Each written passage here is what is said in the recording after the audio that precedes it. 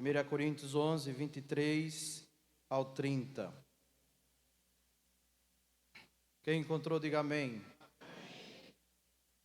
Diz assim a palavra do Senhor: porque eu recebi do Senhor que também vos entreguei, que o Senhor Jesus, na noite em que foi traído, tomou o pão e, tendo dado graças, o partiu e disse: isto é o meu corpo, que é dado por vós. Fazei isto em memória de mim. Por semelhante modo, depois de haver ceado, tomou também um cálice, dizendo: este cálice é a nova aliança no meu sangue. Fazei isso todas as vezes que o beberdes em memória de mim. Porque todas as vezes que comerdes este pão e beberdes o cálice, anunciais a morte do Senhor até que ele venha. Por isso, aquele que comer o pão ou beber o cálice do Senhor indignamente, será réu do corpo e do sangue do Senhor. Examine-se, pois, o homem a si mesmo, e assim coma do pão e beba do cálice. Pois quem come e bebe sem discernir o corpo, come e bebe juízo para si. Eis a razão, porque há entre vós muitos fracos e doentes, e não poucos que dormem. Versículo 31. Porque se nós julgássemos a nós mesmos, não seríamos julgados. Amém? Vamos orar mais uma vez? Feche seus olhos. Senhor, essa tua palavra que é vida, palavra que é eficaz, palavra que fala ao nosso coração, palavra que nos revela a tua vontade. Nós pedimos ao Senhor que nessa noite a tua palavra vá e produza, Senhor, o resultado com o qual está sendo mandada para a glória do teu nome. Que a nossa mente e o nosso coração estejam cativos, ó Deus, a voz e aos ensinos do teu Santo Espírito. Em nome de Jesus, amém. A canção que nós acabamos de ouvir, ela expressa um pedido de oração, aonde o compositor diz: Senhor, venha e nos resgate todos os dias para podermos adorar o teu nome. Só para adorar ao Senhor. Ele não pede que o Senhor o resgate para que ele possa viver livre dos problemas. Ele não pede que o Senhor o resgate para viver livre das adversidades. Ele pede e faz uma única oração: que o Senhor me resgate para que eu possa te adorar todos os dias. No Antigo Testamento, quando nós olhamos para a igreja do Senhor, o povo de Deus, o Israel do Senhor antigo, nós vemos que aquele povo foi um povo que estava preso, um povo que estava cativo. O povo de Deus viveu aprisionado durante anos sobre o domínio de Faraó. E esse povo estava escravo, esse povo estava sem liberdade. Esse povo não poderia adorar ao Senhor como eles queriam. Eles não poderiam prestar culto ao Senhor como deveriam. Era um povo que estava em outra nação, longe do seu Deus, longe de tudo aquilo que o Senhor havia prometido a eles. E agora eles estão na condição de cativos. E a palavra do Senhor vai nos dizer que Deus olhou para o seu povo com amor, e Deus olhou para o seu povo com misericórdia, mesmo o povo não tendo nada para lhe oferecer. Era apenas escravos. Era apenas um povo que estava em outra nação, mas esse povo tinha um diferencial. Esse povo era o povo de Deus. Esse povo foi chamado pelo Senhor para testemunhar a sua verdade. Esse povo foi chamado pelo Senhor para serem os seus mensageiros, para ser aqueles que glorificariam o seu nome diante de todas as outras nações. E Deus, na eternidade, já havia traçado um plano para poder salvar todas essas pessoas. E aí nós temos um evento que acontece no período da libertação, antes do povo ser liberto do cativeiro do Egito. Deus, ele institui ali o que nós chamamos da Páscoa. Deus faz uma ordenança para que na última praga o povo matasse um cordeiro e que com o sangue eles pudessem ungir e aspergir sobre os umbrais das portas, porque quando o anjo da morte viesse para matar os primogênitos dos filhos dos egípcios, esse anjo não tocasse nos filhos do povo de Deus, do povo de Israel. E aí, esse anjo vem, mata todos os primogênitos, esse anjo vem e traz uma sentença de morte sobre todos aqueles que não pertenciam ao povo de Deus. E aí Deus liberta o seu povo do Egito com mão forte. E depois Deus institui o que chamamos de Páscoa, onde o povo sempre iria lembrar daquele grande dia que Deus os libertou com mão forte do cativeiro. Deus os libertou com mão forte do domínio de Faraó. Deus os libertou com mão forte dos egípcios. Deus liberta o seu povo e não os deixa mais escravos. E todos os anos esse povo relembrava essa cerimônia. Todos os anos esse povo celebrava a sua libertação. Todos os anos o povo, eles voltavam ao passado e se lembravam do que Deus havia feito com os seus pais, e aí eles celebravam uma grande festa. Eles comemoravam ao Senhor pela sua libertação, eles comemoravam ao Senhor pelo socorro divino que houve na vida dos seus antepassados e também deles. E hoje nós estamos aqui num culto de Santa Ceia, onde nós remetemos as mesmas lembranças. E está diante de nós a mesa do Senhor, como um memorial daquilo que Cristo fez por nós. Assim como Deus libertou o seu povo da escravidão dos egípcios, assim como Deus libertou o seu povo das mãos de Faraó, o mesmo Deus, Ele traçou um plano para nos libertar do império das trevas e das mãos de Satanás. Por isso eu quero pensar com os irmãos, diante de tudo isso e do texto que nós lemos, a respeito do tema ceia do Senhor, ou sacramento da Santa Ceia. Quando nós lemos a carta de Paulo aos Coríntios, no capítulo 11, Paulo ele vai citar aqui diretamente que a ceia ela foi criada e instituída pelo próprio Senhor Jesus Cristo. E quem era Jesus? Senão o próprio Deus encarnado. Cristo, Ele era o Cordeiro de Deus, e Ele vai dizer que é o Cordeiro de Deus que tira o pecado do mundo. E aqui, meus irmãos, quando nós lemos esse texto, nós podemos pensar e analisar pelo menos três coisas. A primeira coisa é o significado da Santa Ceia. A pergunta que nós fazemos é: o que significa a Santa Ceia? O que significa a instituição da Santa Ceia? Primeiro, nós temos aqui, e precisamos entender, que a ceia do Senhor, ela é uma instituição divina. Paulo, ele começa essa passagem lembrando que o que ele ensina foi transmitido diretamente pelo Senhor Jesus Cristo. Olha comigo o versículo 23, quando ele diz: porque eu recebi do Senhor o que também vos entreguei. A ceia do Senhor, ela não é uma invenção humana, mas uma ordenança dada pelo próprio Senhor Jesus aos seus discípulos na noite antes da sua morte. E aqui nós vemos um profundo significado da ceia como um memorial do Senhor Jesus Cristo. João Calvino, a esse respeito, ele vai dizer que a ceia do Senhor é uma comunhão com Cristo, e não apenas uma lembrança simbólica da sua morte. Para Calvino, a ceia do Senhor é uma maneira de participar espiritualmente no corpo e sangue de Jesus Cristo, alimentando a alma com a graça de Deus. Calvino diz: a ceia não é apenas uma cerimônia. Quando nós participamos da ceia, nós estamos nos unindo ao Senhor Jesus Cristo. Nós estamos nos identificando com Ele. Nós estamos lembrando da obra redentora e salvadora que Ele fez. É como a comemoração de um aniversário, né? Quando nós fazemos uma festa, o que é que nós estamos lembrando? Mais um ano que se passou. E aí a gente celebra e a gente comemora. Quando você faz uma formatura, você está comemorando aquele momento. Então, a ceia do Senhor, ela é muito mais que uma lembrança.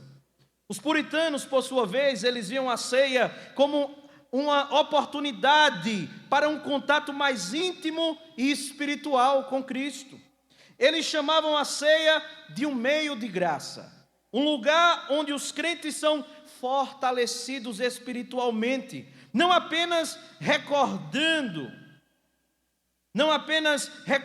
mas recebendo de fato os benefícios da morte de Cristo. Para os puritanos, a ceia do Senhor não era apenas uma recordância, mas era um momento onde eles poderiam usufruir de todos os benefícios que aquela ceia transmitia a eles.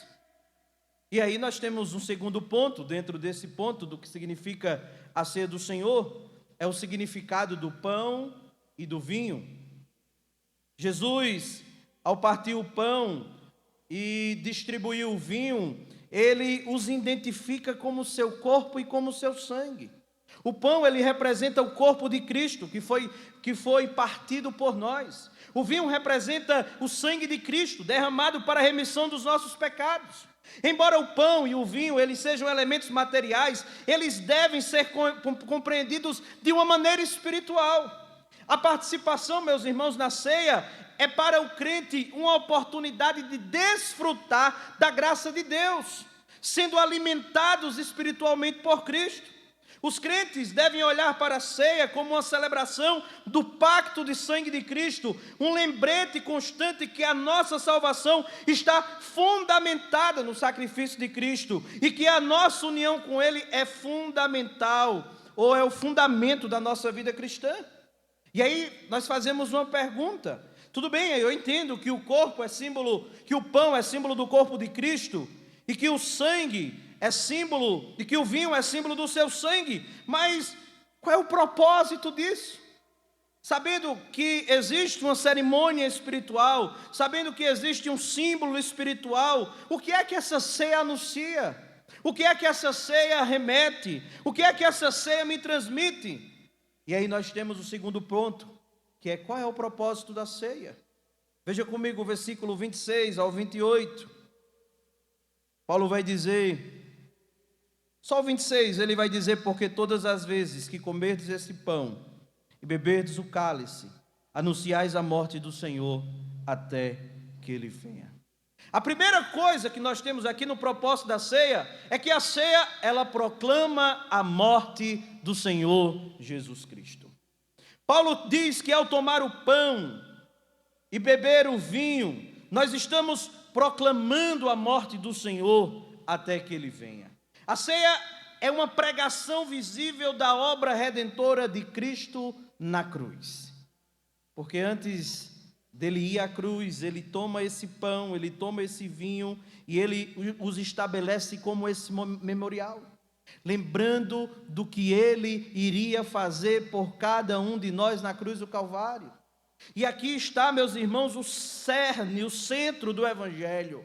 O centro do Evangelho é Jesus Cristo. O centro do Evangelho é a mensagem salvífica. Todas as Escrituras, elas começam de Gênesis até Apocalipse, falando deste plano redentivo, deste plano salvífico, deste plano de Deus para nos alcançar. A ceia do Senhor, ela é uma pregação visível daquilo que Cristo fez na cruz do Calvário por nós.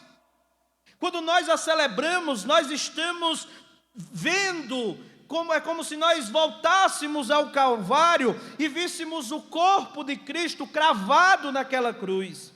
Quando nós celebramos a ceia, quando nós bebemos o cálice, é como se nós estivéssemos vendo o sangue de Cristo jorrando naquela cruz por causa dos nossos pecados. É como se nós enxergássemos Cristo crucificado em nosso lugar. Cada vez que nós participamos da ceia, fazemos uma confissão pública de nossa fé na morte vicária de Cristo Jesus.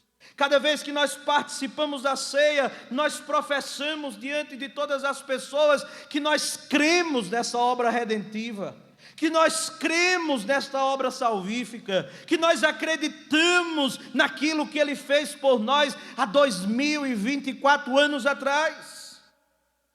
João Calvino disse que a celebração da ceia é um meio de manter viva a memória do sacrifício de Cristo. Manter vivo diante de nós aquilo que Ele nos fez. Os puritanos, eles entendiam que a ceia não era apenas um memorial, mas também um meio de fortalecer a fé, pois ela traz à tona a morte de Cristo de forma tão real que os participantes são renovados em seu compromisso com Ele.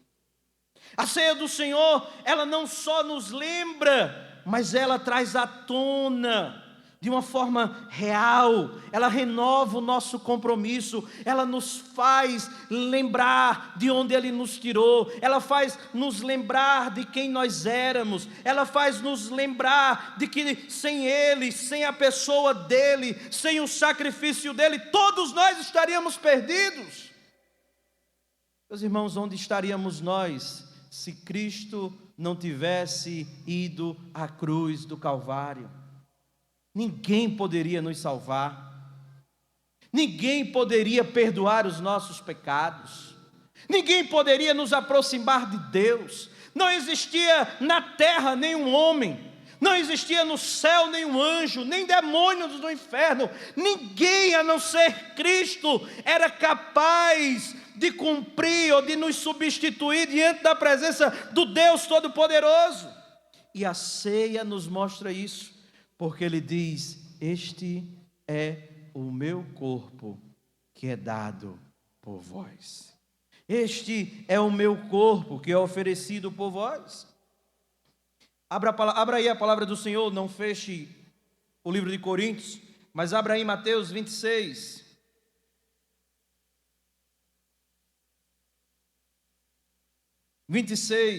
Mateus capítulo 26, versículo 28. Olha o que nos diz a palavra do Senhor.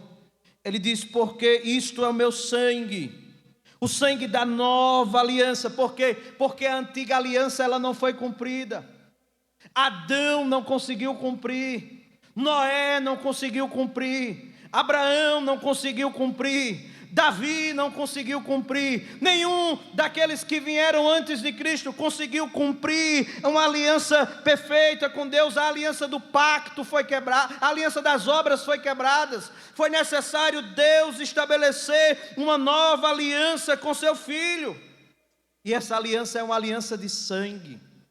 Essa aliança, ela foi paga com sangue. A Bíblia diz que o salário do pecado é a morte. Cristo morre, Cristo paga, Cristo derrama o seu sangue. Ele diz, o sangue da nova aliança, ele diz, derramado em favor de muitos. Para quê? Porque Ele derramou o seu sangue, porque Ele entregou o seu corpo, porque Ele se permitiu ser torturado e morto. Ele diz, para a remissão dos pecados.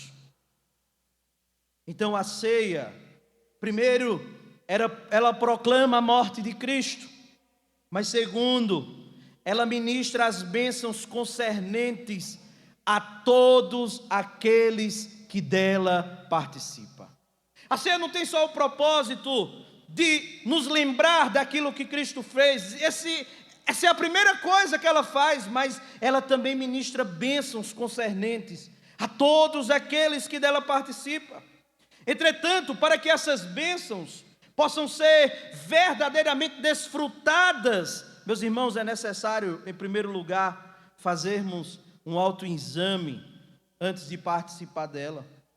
Paulo, ele vai instruir os crentes aqui nessa carta a examinarem-se antes de tomar a ceia, para que o façam de maneira digna. A ceia ela não deve ser tomada levianamente ou sem a devida consideração da sua santidade. A autoanálise é uma preparação espiritual necessária. Olha o versículo 28, ele diz: examine-se, pois, o homem a si mesmo, e assim coma do pão e beba do cálice. Então, para que eu possa participar dessa ceia e para que eu possa desfrutar dos benefícios que ela oferece, o que é que eu preciso fazer? Em primeiro lugar, eu preciso ter o reconhecimento do meu pecado diante de Deus.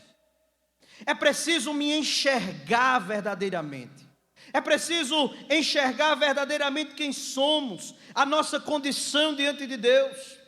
Paulo, escrevendo aos Romanos no capítulo 3, ele vai dizer que não há um justo, nenhum sequer. Quando eu lembro da ceia, quando eu participo da ceia, eu preciso entender o que ali está sendo ministrado. Um justo morrendo por um pecador. O Deus encarnado dando a vida por alguém que não tem absolutamente nada para lhe oferecer. Quem somos nós diante de Deus? O que temos nós para oferecermos a Ele? O que tínhamos, o que o levou a nos escolher? Por que Deus escolheu a mim? Por que Deus escolheu a você? Você já se fez essa pergunta? Por que Ele não salvou o seu vizinho?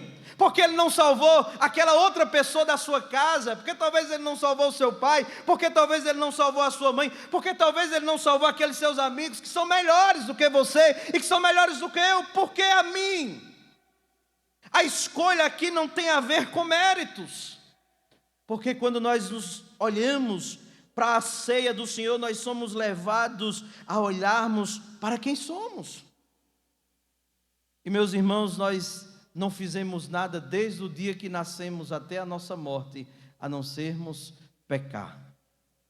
Ainda que nós nascêssemos, vivêssemos e morrêssemos, sem nunca ter cometido um só pecado, nós já estaríamos condenados. Porque em nós habita o pecado hereditário de Adão. O que chamamos do primeiro pecado. Somos herdeiros. Lá em Adão todos nós pecamos junto com ele. Então eu preciso reconhecer isso. Eu não posso me achegar diante de Deus achando que eu sou alguma coisa, achando que Ele tem a obrigação de me amar porque eu sou bom, achando que eu não faço nada, que eu só faço coisas boas. Não, meus irmãos, todos os dias nós somos levados a quebrarmos a lei do Senhor, seja em atos, pensamentos ou ações. Somos levados a quebrarmos a lei do Senhor. A nossa natureza odeia a Deus, ou a nossa velha natureza.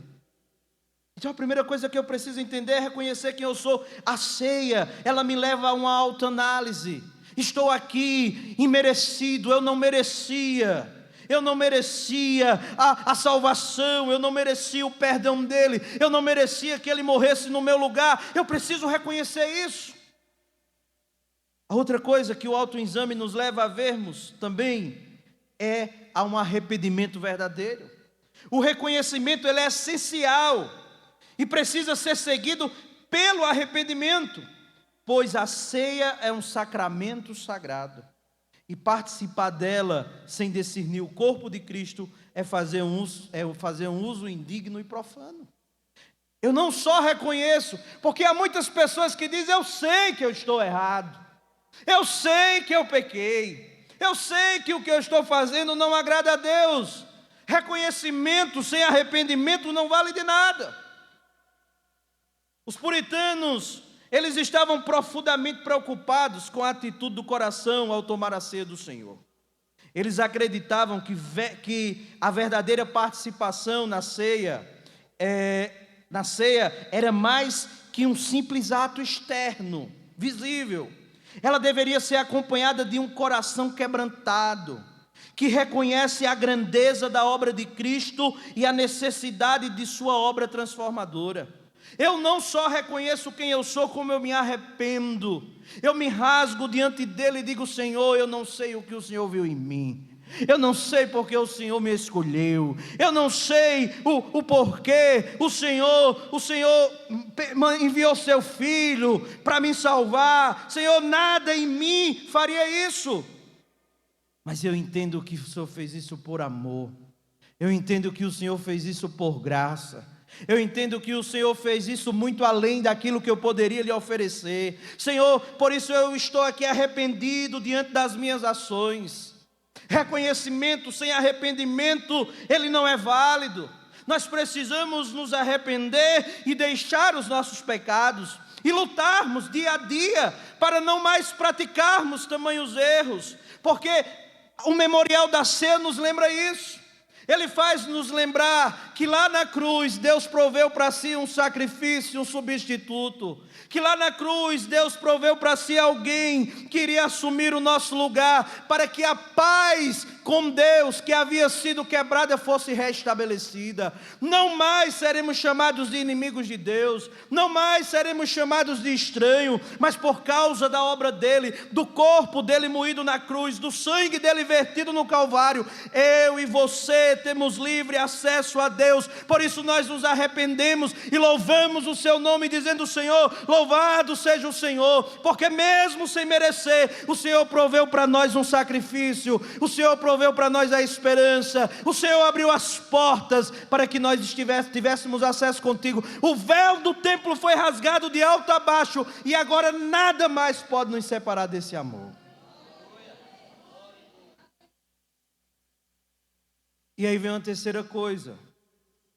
Primeiro, nós vimos aqui o significado da ceia do Senhor.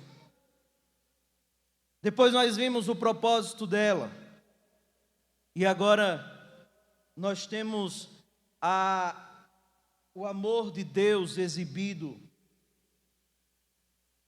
através desse sacramento, através da Santa Ceia.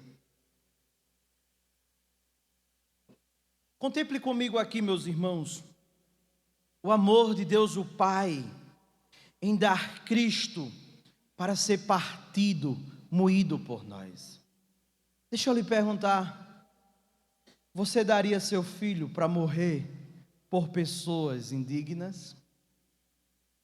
Você seria capaz de oferecer o que você tem de melhor por pessoas que não lhe traz alegria alguma? É isso que Deus faz. De tal modo Deus amou o mundo que Ele deu seu Filho unigênito. Este é um padrão de amor sem paralelo. Foi uma expressão mais profunda do amor de Deus, dar o seu Filho para morrer por nós, do que se Ele tivesse nos perdoado e nos absolvido de todos os nossos pecados. O amor de Deus é manifestado de uma forma tão profunda quando Ele nos dá aquilo que Ele tem mais de precioso, do que se Ele tivesse dito assim: ó, seus pecados estão perdoados, não precisam fazer mais nada. Mas Ele entrega o que Ele tem de mais valioso por nós. Ele prova o seu amor por nós, nos dando o que Ele tinha de mais sagrado, nos dando o que Ele tinha de mais precioso, que era o seu próprio Filho. Agostinho vai dizer que a cruz foi o púlpito em que Cristo proclamou o amor de Deus pelo mundo. A cruz, a morte dele. Thomas Watson, em seu livro A Ceia do Senhor, ele vai trazer alguns pontos relacionados a esse tema. Ele vai dizer, em primeiro lugar, que foi um amor maravilhoso que fez com que Cristo, que nunca teve a víbora do pecado picando, que fosse reputado a pecador. Ele disse: foi um amor maravilhoso que fez com que Jesus, com que Cristo sentisse a víbora do pecado picando. Ele sentiu o castigo do pecado, ele sentiu o peso da ira de Deus sobre ele, sem nunca ter cometido sequer um pecado. Ele sentiu o que eu e você deveríamos sentir, e ele era inocente. Aquele que odiava o pecado se fez pecado. Aquele que é contado entre as pessoas da Trindade foi contado como transgressor. O ser perfeito foi tido como um ser imperfeito. Ele diz, em segundo lugar, que foi um amor maravilhoso que fez com que Cristo sofresse na cruz. Bernardo, ele vai dizer: Senhor, tu me amaste mais do que a ti mesmo, pois por mim renunciastes à tua vida. Lutero disse: tu, Senhor Jesus, é minha justiça, e eu sou o teu pecado. Tomastes em ti o que não era, e deste-me o que eu não sou.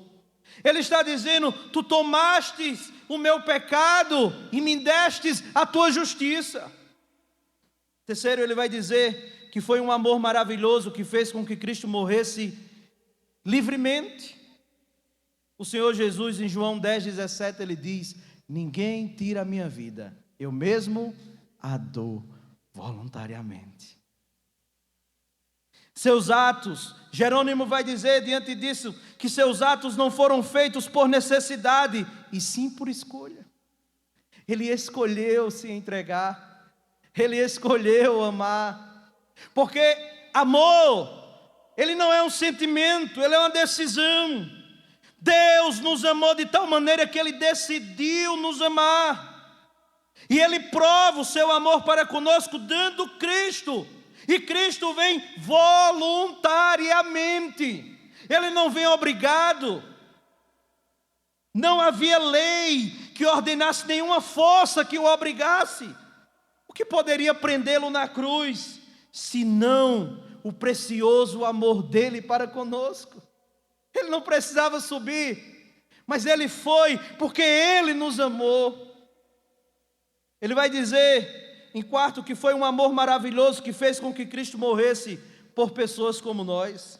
Meus irmãos, o que somos?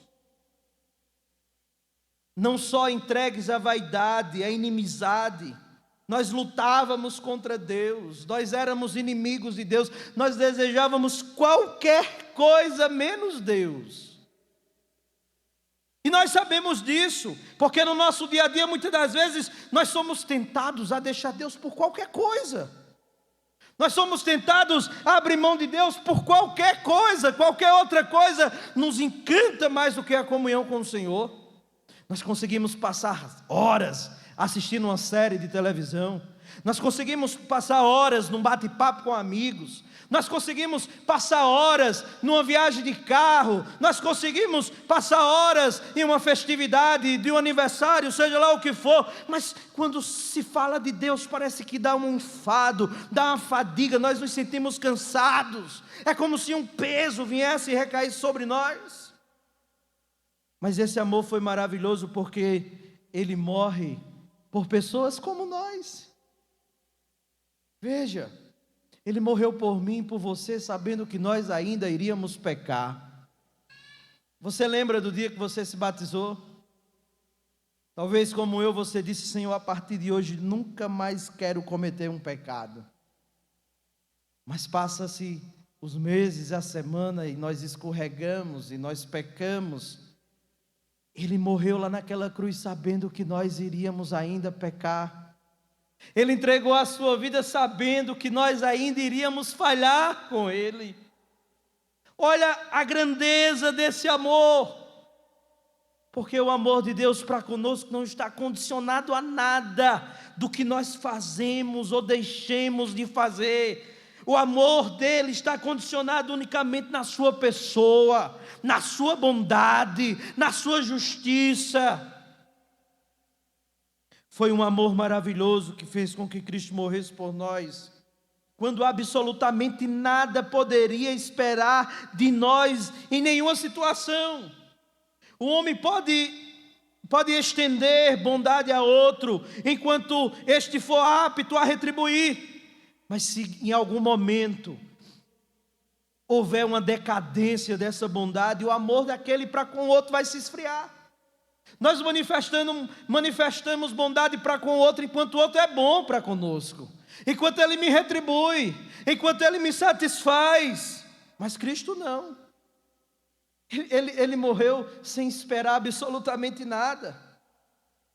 Nós vivíamos engolfados na nossa miséria e caímos em decadência. Quando perdemos nossa beleza, nós maculamos o nosso sangue, desperdiçamos nossa porção. Então Cristo, Ele morreu por nós.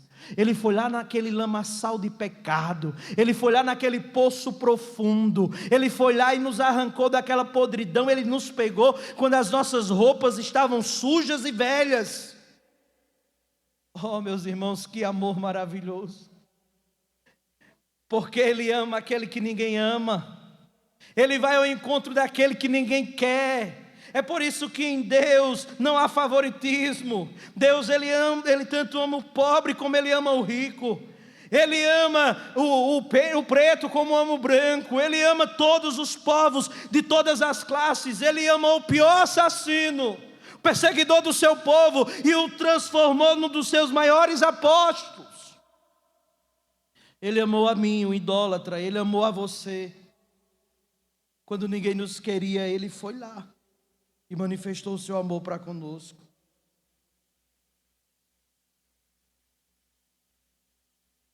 Foi um amor maravilhoso que fez com que Cristo não voltasse atrás em seus sofrimentos. O profeta Isaías diz no seu livro, no capítulo 53, versículo 11, ele diz: Ele verá o doloroso trabalho de sua alma e ficará satisfeito. Esta é uma metáfora que evoca uma mãe que, ainda que enfrentando penosas dores de parto, ainda que ela sinta aquelas profundas dores do parto, ela não vai se arrepender, ela não vai rejeitar o seu filho por causa daquelas dores. Depois que aquelas dores passarem, ela vai pegar o seu filho e vai amá-lo com uma forma tão contundente, com um amor tão contundente, de uma maneira tão inexplicável. É por isso que a gente usa aquela expressão que não há amor igual ao amor de uma mãe. O filho pode fazer o que for, ele nunca deixará de ser filho dela. A mesma coisa é Cristo. Mesmo sofrendo todas as dores dos nossos pecados, mesmo sentindo a mão de Deus pesando sobre Ele em nosso lugar, Ele não deixou de nos amar. Ele continuou nos amando. E foi ainda um maravilhoso fato que o amor de Cristo, Ele não cessou. Depois da morte, depois que Ele ressuscita, depois que Ele vai ao céu, Ele ainda continua manifestando esse amor para conosco. O autor aos Hebreus diz que Cristo, Ele morreu uma única vez, porém Ele nos ama para sempre. Ele diz que Ele ainda continua testificando esse afeto como? Intercedendo por nós dia e noite. O autor aos Hebreus diz que Ele está à direita do Pai, intercedendo por mim e por você, mesmo depois de tudo que nós fizemos. Mesmo depois de nós termos cravado numa cruz, mesmo depois dele levar sobre si todas as nossas iniquidades. Por isso, meus irmãos, aqui eu quero trazer algumas coisas para nós podermos pensar, enquanto Tamires se aproxima com a banda. A primeira coisa é para nós que aqui estamos, que somos crentes. Deixa eu lhe dizer, quando você, e daqui a pouco nós vamos celebrar esta mesa, você vai pegar o pão e você vai pegar o vinho. O pão, símbolo do corpo, e o vinho, símbolo do seu sangue. E no momento que você pegar esses elementos, pode vir. E no momento que você pegar esses elementos, lembre-se de que é você que está sendo crucificado ali com Ele. Ele já pagou o preço por mim e por você. Você não precisa fazer mais nada. A única coisa que você precisa fazer é crer e se arrepender e aguardar verdadeiramente nele. Quando nós participamos da mesa do Senhor, nós lembramos de toda a obra redentora que Ele fez. Ainda que o diabo nos acuse, ainda que o diabo tente nos distanciar dele, ainda que o diabo diga: olha, você cometeu tal pecado, olha, você fez isso, olha, você fez aquilo, você deve dizer: sim, realmente eu pequei, sim, realmente eu entristeci, sim, realmente eu quebrei os seus mandamentos, mas eis aqui a prova do amor dele para comigo. Todos os meus pecados foram perdoados, todas as minhas iniquidades foram cobertas, o castigo que me traz a paz estava sobre ele, e pelas suas pisaduras eu fui sarado. Não deixe que ninguém lhe engane. Não deixe que ninguém roube de você essa certeza. Você é filho dele, comprado pelo sangue dele, lavado pelo sangue dele. Então viva como um verdadeiro perdoado. Você tem força, você tem graça, você tem o Espírito Santo dele que lhe ajuda dia após dia a vencer os seus pecados. Não mais você é escravo, não mais você é dominado, e a promessa dele é que um dia ele voltará, assim como ele nos libertou do poder do pecado, do domínio do pecado. Ele prometeu voltar para nos libertar da presença do pecado que ainda habita dentro do nosso coração. Ele já pagou o preço. Você só precisa crer nisso. Você só precisa lembrar disso, desfrutar desses meios de graça. E talvez você que está aqui, que não é crente, talvez você veio convidado por alguém, ou talvez você veio por conta própria. Eu quero dizer a você que da mesma forma que Deus manifestou esse amor para com a sua igreja, Ele manifesta esse amor para com você. Não importa o que você fez, não importa os pecados que você tenha cometido, o sangue de Cristo é suficiente para perdoar todo e qualquer pecado. Ele pode fazer de você uma nova criatura, Ele pode lhe dar um novo nome, Ele tira você daquele mais profundo abismo, Ele vai ao seu encontro. Talvez ninguém lhe queira, mas Ele vai lá, mesmo você não tendo nada para lhe oferecer. Ele lhe abraça, Ele lhe dá um anel, Ele lhe dá vestes novas, Ele lhe dá um novo nome, Ele lhe chama de filho. Mas para que você possa desfrutar disso, primeiro você precisa se arrepender dos seus pecados. Você precisa reconhecer que não fez nada a não ser pecar contra Ele. Você precisa reconhecer que você andou por caminhos distantes dEle, mas Ele está como um pai de braços abertos, dizendo: filho, venha. Dizendo: filha, venha. Talvez você está aqui e está afastado dos caminhos do Senhor. Talvez você é crente, mas a sua fé se esfriou. Deus está lhe chamando hoje a reatar um profundo relacionamento com Ele, e o sangue dele é suficiente para perdoar todos os seus pecados. Ele está lhe chamando para uma nova caminhada, Ele está lhe chamando para uma nova esperança. Então, enquanto nós cantamos,